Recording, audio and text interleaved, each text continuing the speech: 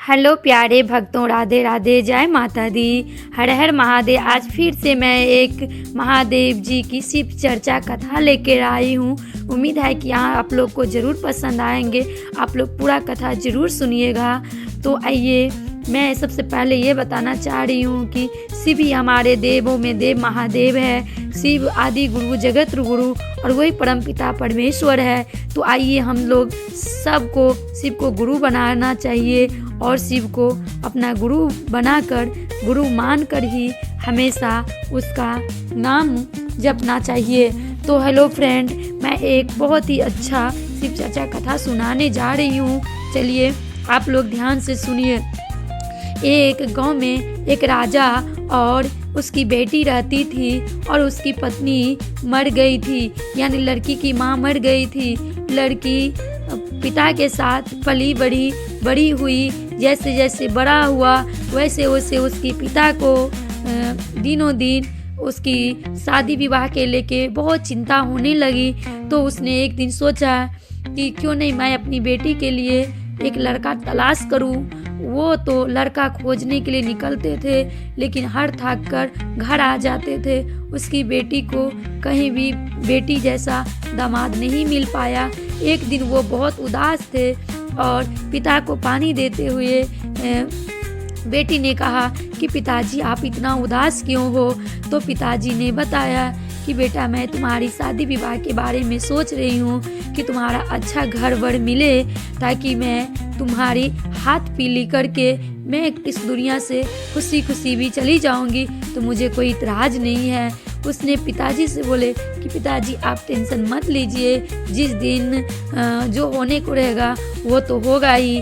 हो सकता है कि अभी हमारे जोड़ी भगवान के हाथ में नहीं है। अगर जिस दिन हमारे हस्बैंड यानी हमारे पति मिल जाएंगे, उस दिन भगवान जरूर हमारा शादी विवाह का जोड़ी लगाएंगे। वो इतना ही सोचकर वो वहाँ से चली गई। एक दिन एक पड़ोसी आई बोलने के लिए कि बेटा आज मेरे घर तुम आना, आज मेरे घर में शिव गुरु का शिव चर्चा है। तो उसने बोले कि ठीक है आंटी, मैं आऊँगी, ज़रूर आऊँगी। उसने शिव चर्चा में गई तो मन ही मन शिव गुरु को प्रणाम किया और 3 सूत्र का पालन किया। पहला में दया मांगा, दूसरा में चर्चा किया, तीसरा में 108 बार नमः शिवाय का माला फेर किया और फिर वह प्रसाद लेके घर आ गए।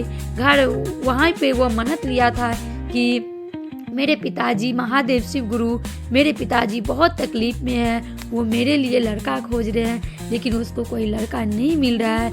तो हे महादेव, आप कैसे भी करके हमारे पिता को एक सुंदर सा लड़का वर के रूप में भेज दीजिए, ताकि हमारे पिताजी का टेंशन ख़त्म हो जाए। इतनी बात सुनकर ही वो एक दिन उसके सपने में महादेव जी ने कहा कि फलाना देश में एक राजा है और वो राजा बहुत ही अमीर है, उसके बेटे को शादी करवाना है, लेकिन वो 1 रुपया नहीं लेगा, सिर्फ उसको कन्या की ज़रूरत है। इतने में वो राजा तुरंत उसके घर गया और लड़के वाले को लड़की पसंद हुए और लड़की वाले को लड़का पसंद हुए। दोनों में सही सलामत शादी विवाह हो गई। एक दिन वो बहुत उदास रहती थी, ससुराल आई, घर का काम काज में लग गई और उसने भूल गई कि मैंने शिव गुरु से वचन लिए थे कि मेरा घर बड़ा अच्छा मिल जाएगा, मेरा शादी हो जाएगा, तो मैं शिव चर्चा करूँगी। तो फिर वो भूलते गए। एक दिन उसके ससुराल में पड़ोसी के घर में शिव चर्चा हो रहा था। सास ने बहू से बोला कि बहू मैं शिव चर्चा में जा रही हूँ। तो उसने बोला कि ठीक है माँ जी आप जाइए, लेकिन जल्दी आ जाइएगा। उसने बोला कि हाँ आने में लेट तो लगेंगे, लेकिन पूरा कथा हो जाने के बाद हम आएंगे। पूजा पाठ सब कुछ हो गया। वो प्रसाद लेकर घर आई और प्रसाद लेकर बहू को दे रही थी। तो बहू ने बोले कि माँ जी मैं अभी प्रसाद नहीं ले सकती हूँ, मैं कुछ काम कर रही हूँ, मैं बाद में आप मेरे लिए प्रसाद रख दीजिए, मैं खा लूँगी। उसने वो प्रसाद रख दिया वहाँ पे। बहू ने काम करके सोने गई, थक गई थी बेचारी, वो सो गई। उसको पता नहीं था कि प्रसाद का अनादर हो गया। वो प्रसाद नहीं खाई और अगले दिन शिव गुरु महादेव उससे रुष्ट हो गई और उसको सांप के रूप में आकर उसको डस लिया और वो मर गई। पूरे गांव में जोर जोर से हल्ला होने लगा कि अभी अभी तो शादी हुई थी, राजा के घर में अभी भी बहू आई थी और उसकी मृत्यु हो गई, किसी सांप ने उसको काट लिया। इतना आवाज़ सुनकर बगल के गांव में एक साधु रहते थे।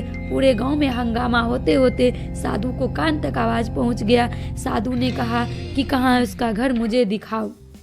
उसने बोला कि ये बाजू वाला गली है, उसी गली में वो राजा का घर है और उसकी बहू को सांप को काटने से मृत्यु हो गई है। वो राजा उसके घर में आया, हर हर हर हर महादेव की नारा लगाया, हर हर महादेव, देवादिदेव जी कैसे हैं आप लोग। सभी लोग को हर हर महादेव, हर हर महादेव, अलख रंजन करने लगे। फिर सब लोग बाहर आए, बोले कि साधु बाबा आप किस लिए आए। अभी हमारे घर में तो एक लाश पड़ी हुई है, जवान बहू मेरी मर गई है, मैं आपकी क्या सेवा कर सकती हूँ। तो वो साधु ने बोला कि जो आपकी बहू कैसे मर गई, तो पूरा कहानी बोले कि आज सुबह उसकी किसी सांप ने काट ली, इसलिए वो मर गई। वो बाबा ने बोला कि मैं इसको जिंदा कर दूंगी। तो सब ने बोले कि आप पागल वागल हो गए हैं क्या, मरा आदमी भला कहीं जिंदा हो सकती है। उसने बोले कि नहीं नहीं, मैं इसको पक्का जिंदा कर दूंगी। वो बोले कि ठीक है बाबा, आप कैसे जिंदा करिएगा। तो उसने बोला कि एक लोटा में जल लेके आओ और जल में एक तुलसी का पत्र डाल दो। वो तुलसी का पत्ता और एक लोटा जल गंगा जल के साथ लेकर आया और वो साधु बाबा उंगली से छिड़क कर उसमें कुछ डाल दिया और वो बोले पाले दिया।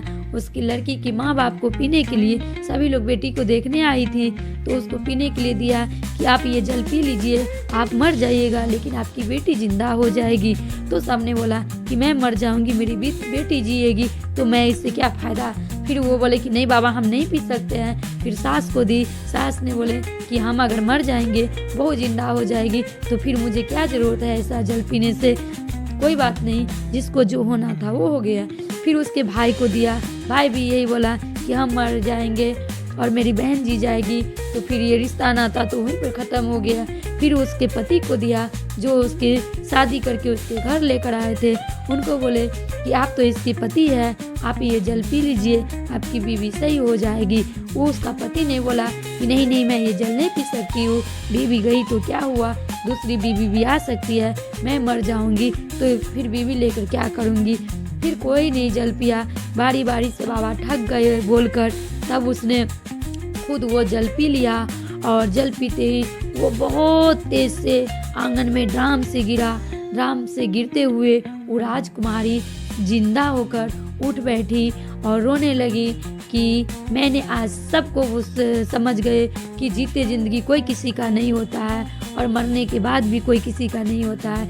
आज बाबा मेरे लिए प्राण त्याग दिया है, आज मैं बाबा की सेवा में अपना जीवन दान दे दूंगी।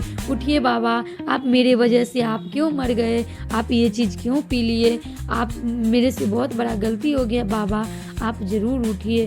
तो वो बाबा फिर नहीं उठ रहा था। उस पर राजकुमारी ने बहुत अच्छा मीठी आवाज़ में एक सॉन्ग गाई। सुनिए कितना अच्छा सॉन्ग है। कत जय छी गुरुजी हमारी यहाँ कोई न अपन। कत जय छी शिव गुरु यो हमरा कोई न अपन। मम्मी नहीं अपन हमरा, पापा नहीं अपन हमरा कोई न अपन। दूधवा पिलावे के रिश्ता है यहाँ कोई न हमार। साथ फेरा निभावे के रिश्ता है यहाँ कोई न हमार।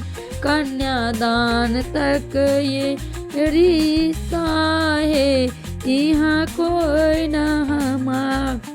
कत जय छी गुरुजी हमार यहाँ कोई न हमार। नहीं छिए सासू जी के पुतहिया है, नहीं सासू जी हमार।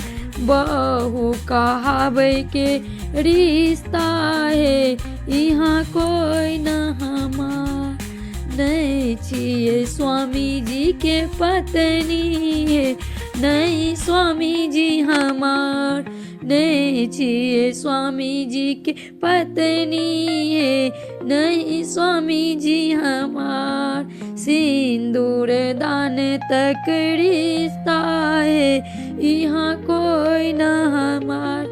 वो बेचारी बहुत ज़ोर ज़ोर से रोने लगी।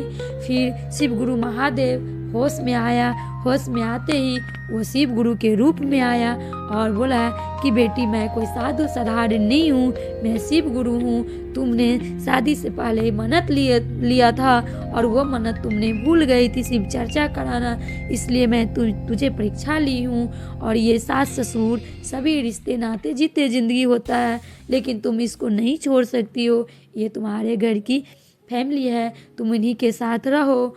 और जीवन दान दे दिया शिव गुरु। और फिर वहाँ से वो जाने लगे। ओम नमः शिवाय, ओम नमः शिवाय, ओम नमः शिवाय। जो यह चर्चा पूरा सुने उनको हर संकट से दूर करना शिव गुरु महादेव। फिर वो चले गए।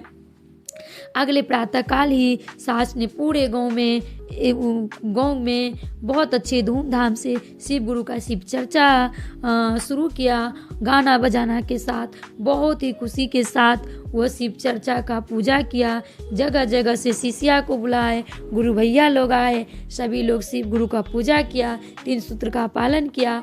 महादेव की कृपा से उस बहू को 9 महीने के बाद बहुत प्यारा पुत्र जन्म दिया और वो सुखी से घर में जीवन व्यतीत करने लगे। और जो कहते हैं ना कि देवों के देव महादेव जी के शरण में अनाथ भी जाते हैं तो वो उनको वहाँ पर सब कुछ मिल जाता है, जिसके अभिलाषा उसको ज़िंदगी भर रहता है, सब कुछ पूरा हो जाता है।